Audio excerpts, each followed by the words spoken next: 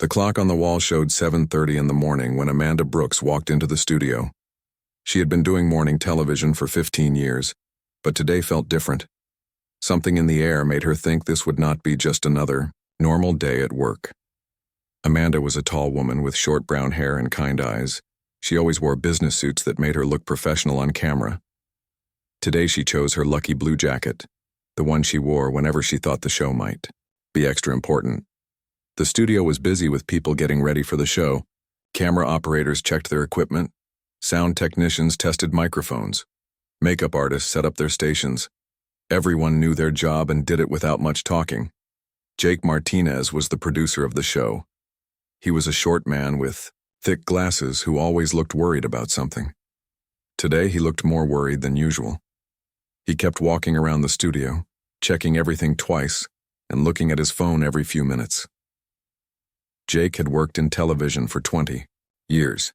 He could smell trouble before it happened, and today his nose was telling him that trouble was coming to his studio.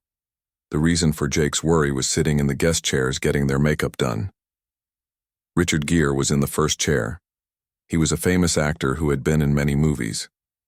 People knew him from films like Pretty Woman and An Officer and a Gentleman. He was older now with gray hair, but he still looked like a movie star.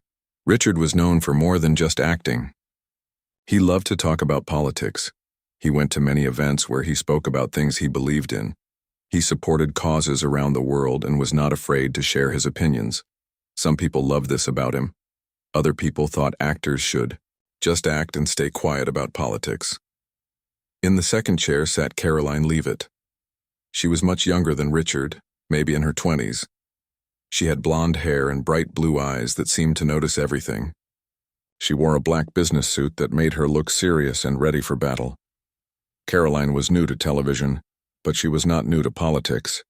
She had worked for important politicians and knew how to argue her points. She was a Republican who believed in conservative ideas.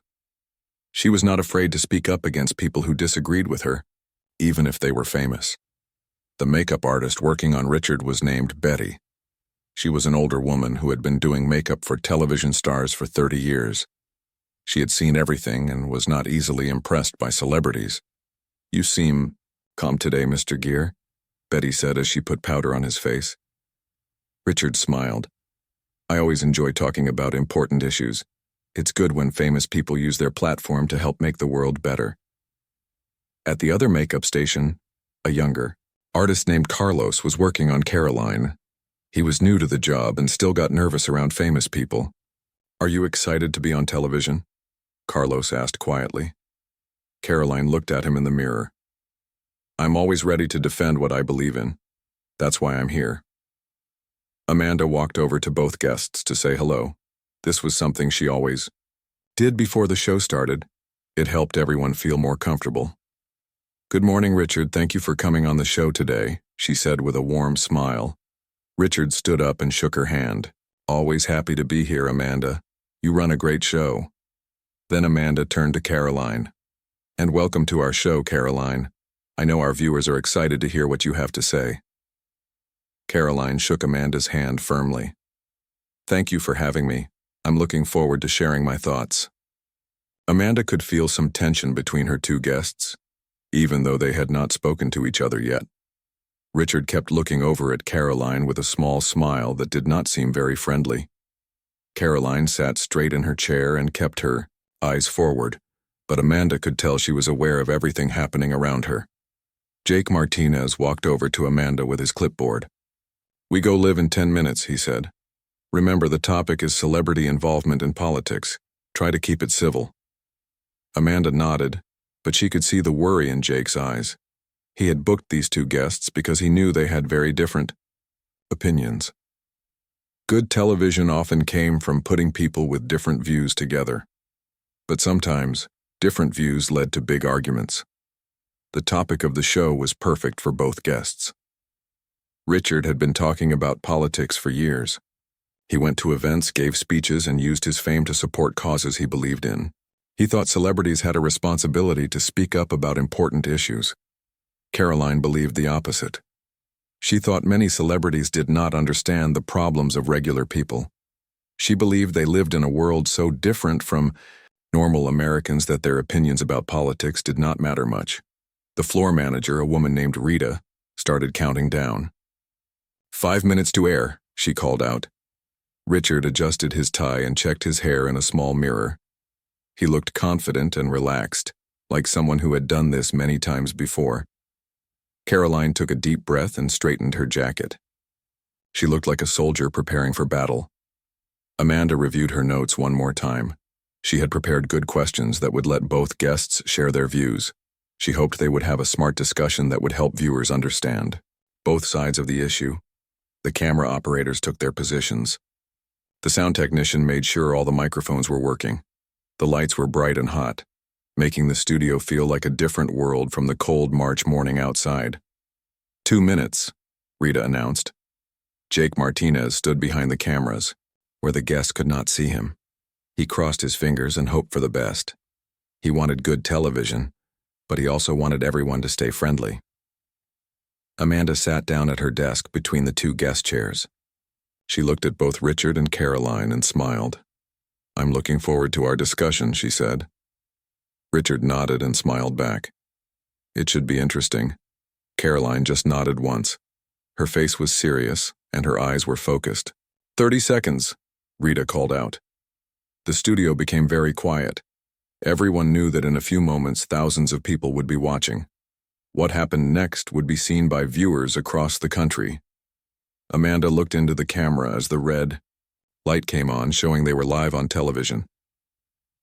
"Good morning and welcome to Morning Talk," she said with her professional smile.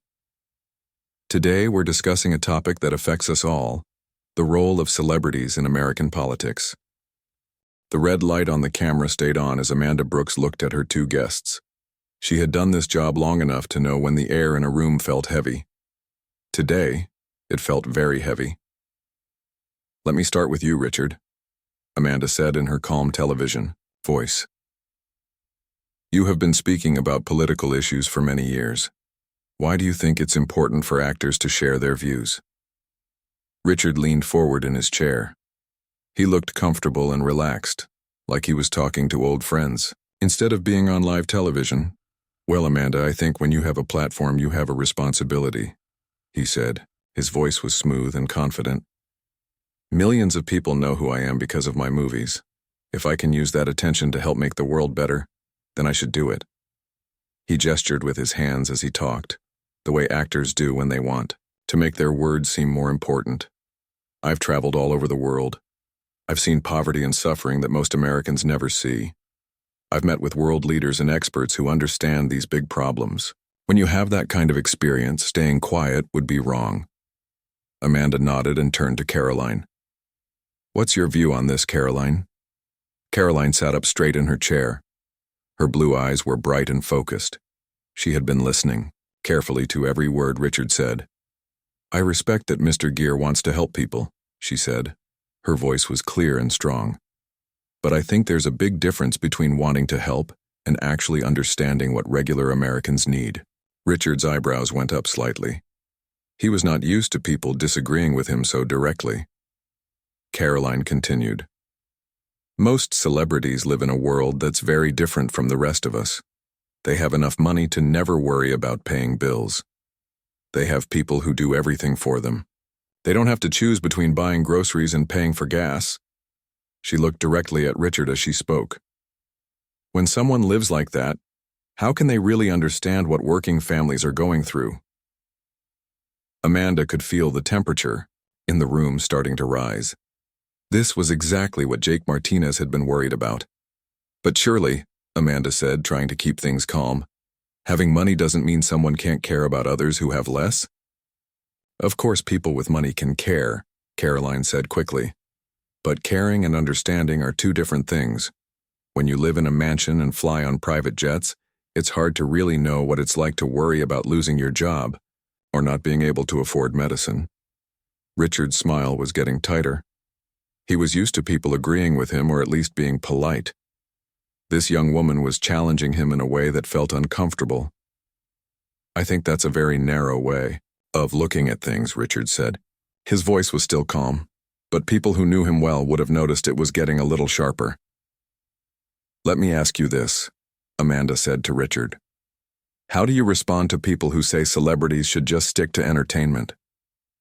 Richard laughed, but it was not a happy laugh. That's what people say when they don't want to hear opinions they disagree with. Art and politics have always been connected. Shakespeare wrote about kings and power. Movies and books have always reflected the times they were made in. He was getting more animated now, using his hands more as he talked. Besides, who gets to decide who can talk about politics? Do you have to be a politician to care about your country? Do you have to work in government to want peace in the world? Karoline was listening, but her expression showed she was getting ready to argue back. That's not what I'm saying, she replied. Of course, everyone has the right to their opinion. But when you have millions of followers on social media, when news shows invite you on to talk about serious issues, that's not just sharing an opinion anymore. That's influencing how people think and vote. She leaned forward slightly. And with that kind of influence comes responsibility. If you're going to tell people how to think about taxes or foreign policy, you should really understand these issues. You should know how they affect regular people, not just how they sound in theory. Richard's face was starting to show some irritation. He was not used to being lectured by someone so much younger than him. I've spent decades studying these issues, he said, his voice getting a little louder. I've worked with experts and organizations all over the world. I don't just wake up one morning and decide to have an opinion about something. I'm sure you work with experts, Karoline said. But do you work with regular Americans? Do you talk to the single mother who's working 2 jobs and still can't pay her rent? Do you sit down with the small business owner who's struggling because of high taxes and too many regulations? The studio was getting very quiet. Even the camera operators were paying close attention to what was happening. Because those are the people who get hurt when celebrities push for policies that sound good but don't work in real life, Karoline continued. Those are the people who pay the price when Hollywood stars support ideas that make them feel good but make life harder. For working families, Richard's jaw was tight now. He was clearly getting angry, but he was trying to control it because he was on television. That's a very simplistic way of looking at complex issues, he said. His voice was controlled, but there was an edge to it. Now, Amanda tried to step in. Let's talk about specific examples, she said. Can you both think of times when celebrity involvement in politics has been helpful or harmful? But Richard was not ready to move on. He was staring at Karoline with a look that was no longer friendly at all. You know, he said, it's interesting to hear someone so young talk about experience and understanding. How old are you exactly? The question hung in the air like a challenge.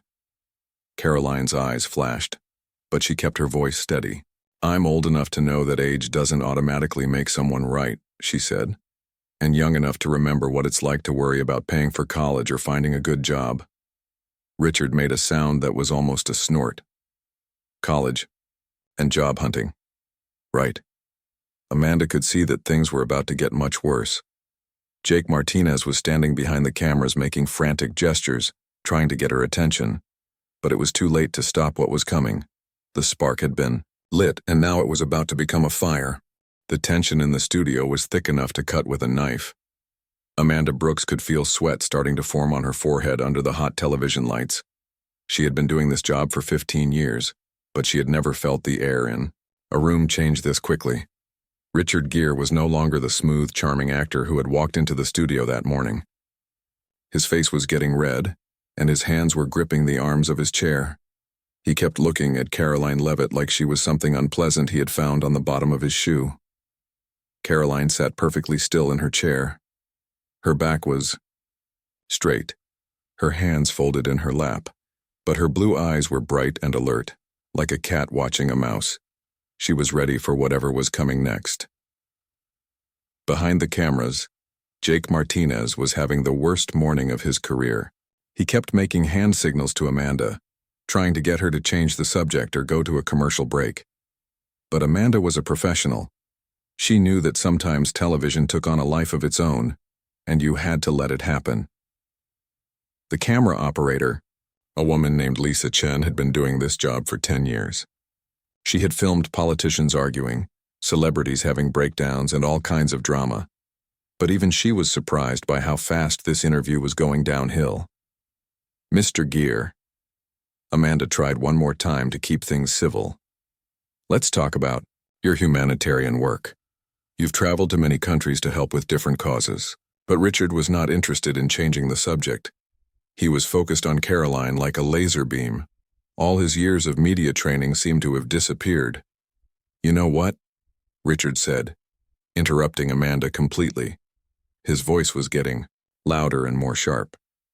I'm tired of listening to people who don't know what they're talking about. He turned his whole body toward Karoline, ignoring Amanda and the cameras completely. You sit there with your talking points and your prepared speeches thinking you understand the world, but you don't understand anything. Karoline's expression did not change. She just watched him, waiting to see where this was going. Richard's voice got more condescending with every word. You're what, 25, 30? You've barely lived long enough to have real opinions about anything. The sound technician, a man named Danny Walsh, was adjusting his equipment to make sure he caught every word. He had a feeling this was going to be replayed on news shows for weeks. I've been working on important issues since before you were born, Richard continued. His tone was becoming more and more like a parent scolding a child. I've met with presidents and prime ministers. I've seen real suffering and real problems. Amanda tried to interrupt. Richard, let's keep this respectful. But Richard held up his hand to stop her. He was completely focused on Karoline now, and nothing was going to distract him. And you think you can sit here and lecture me? His voice was getting nasty now. You think your little political talking points matter? You think anyone really cares what some young Republican mouthpiece has to say? The insults were coming faster now. Richard seemed to have lost all control of himself. Let me explain something to you, sweetheart, he said, his voice dripping with fake sweetness that made the insult even worse. The word sweetheart hit the studio like a bomb. Everyone working on the show stopped what they were doing. They all knew they had just witnessed something that would be talked about for years. Lisa Chen automatically zoomed her camera in on Karoline's face. She wanted to catch every emotion that crossed it, but Karoline's face showed nothing. She just sat there, completely still, watching Richard continue his attack. Maybe when you've grown up a little bit, Richard went on, his voice getting more cruel with each word. Maybe when you've seen more of the world than whatever small town you crawled out of. Maybe then you'll understand how these things actually work. He was leaning forward in his chair now, pointing his finger at her like he was giving a lecture to a stupid student. But right now, you're just a child playing dress-up, pretending to be important. You don't belong in conversations with adults who actually know what they're talking about. The studio was completely silent except for Richard's voice. Even the crew members had stopped moving. Everyone was staring at what was happening. You want to talk about regular Americans? Richard's voice was getting louder and more angry. You don't know any regular Americans.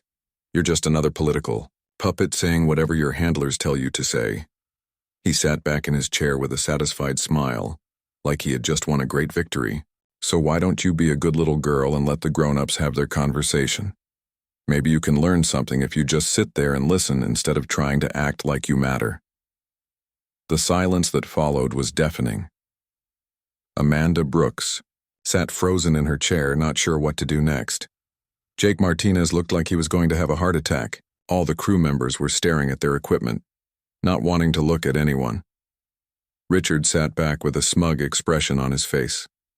He looked like he thought he had just delivered the greatest performance of his career. He seemed to think he had put this young woman in her place and shown everyone who was really important, but he had made a terrible mistake. He had completely misread the situation and the person he was attacking. Karoline Leavitt had not said a word during his entire attack. She had not moved, had not changed her expression, had not shown any emotion at all. She had just sat there and let him hang himself with his own words. Now she was looking at him with the same calm expression she had worn all morning. But there was something different in her eyes now. Something dangerous. Richard was still smiling, his satisfied smile completely unaware that he had just made the biggest mistake of his career. The cameras were still rolling. The show was still live. Millions of people across the country had just watched a famous actor call a young woman sweetheart and tell her to sit quietly while the adults talked. And now it was her turn to respond. The silence stretched on for what felt like forever but was probably only a few seconds. Everyone in the studio was holding their breath, waiting to see what would happen next. Karoline's hands were still folded in her lap. Her back was still straight. But now there was a small smile starting to form at the corners of her mouth. It was not a friendly smile. The silence in the studio was so complete that the only sound was the quiet hum of the television cameras. Everyone was frozen, waiting to see what would happen next. Richard Gere sat back in his chair with a satisfied smile, completely sure that he had won this argument. He had no idea what was about to hit him. Karoline Leavitt took a slow, deep breath. The small smile at the corners of her mouth grew just a little bit bigger. She looked like someone who had just been handed the perfect gift. When she finally spoke, her voice was calm and steady, but there was something sharp underneath it, like a knife hidden in silk. "Well, Richard," she said, using his first name, like they were old friends. "That was certainly interesting." Richard's smile got bigger. He thought she was going to back down or apologize. He had no idea that he had just walked into a trap. "I have to say," Karoline continued, still in that same calm voice, "it's fascinating to watch someone who makes their living pretending to be other people think they're qualified to lecture me about reality." The words hit Richard like a slap in the face. His smile started to fade, but Karoline was just getting started. "You talk about understanding the world and meeting with important people," she said. "But let's be honest about what you really do for a living. You read lines that other people wrote for you. You pretend to be characters that other people created. You're very good at it, I'll give you that. But it's still just playing pretend." Richard's face was starting to turn red again, but this time it was from embarrassment, not anger. "The difference between us," Karoline went on, "is that I work in the real world with real consequences. When I give advice about politics, real people's lives are affected. When you give political advice, you get to go back to your mansion and your private jet and never deal with the results." Amanda Brooks was watching this like a tennis match, her head turning back and forth between the two guests. She knew she was seeing something special, something that would be talked about for years. Behind the cameras, Jake Martinez had stopped looking worried. Now he looked excited. He knew they had just struck television gold. "You want to talk about experience?" Karoline's voice was getting stronger now, more confident. "Let's talk about your experience. You've spent your whole adult life surrounded by people whose job it is to make you feel important. Agents, assistants, directors, fans. Everyone tells you how wonderful you are all the time." Richard tried to interrupt, but Karoline held up her hand, just like he had done to Amanda earlier. "I'm not finished," she said firmly. "You had your turn to talk. Now it's mine." The authority in her voice was unmistakable. Even Richard, used to being the most important person in any room, found himself staying quiet. "You live in a bubble," Karoline continued. "A very expensive, very comfortable bubble where everyone agrees with you and nobody ever challenges what you think. And then you come on television and act surprised when someone disagrees with you." She leaned forward slightly, her blue eyes focused on Richard like a laser. "But here's what really bothers me about what you just said. You called me sweetheart. You told me to be a good little girl and let the grown-ups talk. Do you have any idea how that sounded?" Richard's mouth opened like he was going to say something, but no words came out. "That sounded like a man who can't handle being disagreed with by a woman," Karoline said. "That sounded like someone who thinks women should sit quietly and smile while men do all the important talking." The words were hitting their target perfectly. Richard was starting to look uncomfortable in his chair. "Is that how you talk to women who disagree with you?" Karoline asked. "Do you call them pet names and tell them to act like children? Because if that's how you handle disagreement, it explains a lot about why Hollywood has such problems with treating women fairly." Lisa Chen, the camera operator, was getting all of this in perfect focus. She knew this footage would be replayed on every news show in the country. "And another thing," Karoline said, her voice getting even sharper. "You said I don't know any regular Americans. Let me tell you something about my background since you seem so interested. She sat up even straighter, if that was possible. I grew up in a middle-class family. My parents both worked regular jobs. I paid for my own college education. I've had jobs where I worried about making enough money to pay my bills. I've lived in the same world as the people you claim to care about so much. Richard was looking down at his hands now, avoiding eye contact. But you? Karoline's voice was relentless. When was the last time you worried about money? When was the last time you had to choose between paying for groceries or paying for gas? When was the last time you lived like a regular person instead of a movie star? She paused for a moment, letting the questions hang in the air. The answer is never. You've never had to live like the people you claim to represent. You've never had to worry about the things they worry about. You've never had to face the consequences of the political ideas you support. Richard finally looked up, and his face showed that he was starting to realize how badly this was going for him. So when you sit there and call me names and tell me, I don't understand the world, Karoline said, remember that I actually live in the same world as the people we're talking about. You just visit it sometimes when you need material for a movie. The studio was still completely silent. Everyone was hanging on every word. And one more thing, Karoline said, her voice dropping to almost a whisper but still perfectly clear. The next time you want to dismiss someone's opinion, try using actual arguments instead of insults. It works better, and it doesn't make you look like a bully who can't handle being challenged. She sat back in her chair and folded her hands, in her lap again, exactly like she had been sitting before Richard's attack. But now she looked like a general who had just won a major battle. Richard sat in his chair looking stunned. His mouth was open slightly, like he couldn't believe what had just happened to him. The confident, condescending actor was gone. In his place was a man who looked like he wanted to disappear.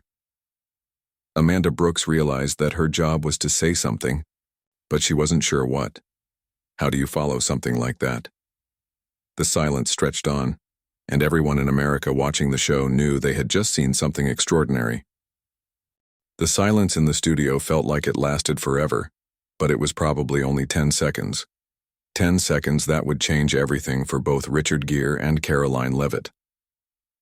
Amanda Brooks finally found her voice.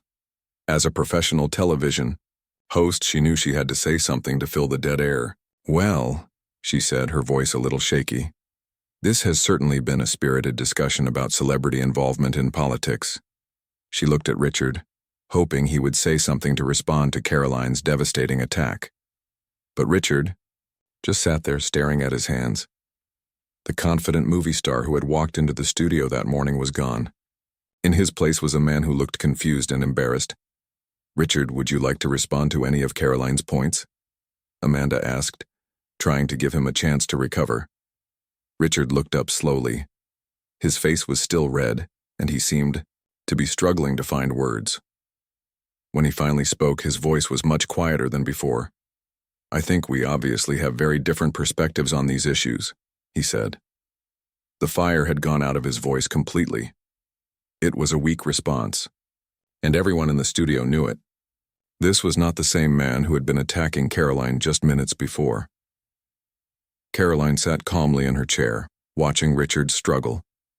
She did not look angry or excited about what had just happened. She looked like someone who had simply done a job that needed to be done. We do have different perspectives, she agreed, and I think the viewers can decide for themselves which perspective makes more sense. Amanda tried to steer the conversation back to safer ground. Let's talk about what both of you think regular Americans want from their political leaders. But the energy had completely changed. Richard gave short, careful answers that sounded nothing like his earlier passionate speeches. He kept glancing at Karoline like he was afraid she might attack him again. Karoline answered Amanda's questions with the same calm confidence she had shown all morning. She talked about tax policy and foreign affairs like nothing unusual had happened, but everyone watching could see that she had won this battle completely. Behind the cameras, the crew was trying to act professional, but they were all thinking the same thing. They had just witnessed something that would be replayed on news shows and social media for weeks. Danny Walsh, the sound technician, was already thinking about how many times this audio would be played. Jake Martinez was trying to figure out if what had just happened was the best thing or the worst thing that could have happened to his show. Lisa Chen kept her camera focused on both guests, but she paid special attention to Richard. She could see that he was struggling to get back to his normal, confident self, but it was not working. The rest of the interview lasted another 15 minutes, but it felt much longer. Amanda asked safe questions about upcoming projects and future plans. Richard gave short answers and kept checking the clock on the wall. Karoline answered everything with the same steady confidence. When Amanda finally said, "We'll be right back after this commercial break," everyone in the studio let out a breath they had been holding. As soon as the cameras stopped rolling, Richard stood up quickly and walked toward the exit without saying goodbye to anyone. He pulled out his phone and started making calls before he even left the studio. Karoline stayed in her chair for a moment, talking quietly with Amanda. She seemed completely relaxed, like nothing unusual had happened at all. "That was quite something," Amanda said to her. Karoline smiled. "I just believe in standing up for myself," she said simply. Within an hour, clips of the confrontation were being shared all over the internet. Someone had recorded the exchange on their phone and posted it on social media. The video spread like wildfire. The clip that got shared the most was the moment when Richard called Karoline sweetheart and told her to let the adults talk. Right after that came Karoline's response about Richard making his living by pretending to be other people. On Twitter, the video got thousands of shares in the first hour. People were taking sides immediately. Some supported Richard, saying that Karoline had been disrespectful to an older, more experienced person. But most of the comments supported Karoline. Finally, someone called out Hollywood elitism, wrote one user. "She destroyed him with facts and logic," wrote another. "The way he talked to her was disgusting. Good for her for fighting back," said. A third news website started writing articles about the confrontation within hours. Political commentators on both sides began weighing in with their opinions. Conservative writers praised Karoline for standing up to what they called Hollywood bullying. They said she had shown exactly why regular Americans did not trust celebrities to give political advice. Liberal commentators were more divided. Some defended Richard and said Karoline had been too aggressive. But others admitted that Richard's behavior had been inappropriate, especially the way he had talked down to her because of her age and gender. By evening, the story was being covered on major news networks. Cable news shows were playing the clips over and over, with panels of experts discussing what had happened. Richard Gere's representatives released a statement saying that he respected different political viewpoints and regretted that the discussion had become heated. But the statement felt weak compared to what people had seen on television. Karoline appeared on 3 different news shows that evening. Each time she was calm and professional. She did not gloat about what had happened or attack Richard personally. She simply repeated her points about celebrities being out of touch with regular Americans. "I think what happened today shows exactly what I was talking about," she said on one show. "When someone is used to everyone agreeing with them all the time, they don't know how to handle it when someone disagrees." Within a week, Karoline had gained over 100,000 new followers on social media. She was invited to speak at political events across the country. Conservative organizations wanted her to write articles and appear on their programs. Richard, meanwhile, seemed to disappear from public view for a while. His representatives started declining interview requests. His upcoming movie appearances were suddenly canceled or postponed. The confrontation had done more than just embarrass a famous actor. It had created a new political star.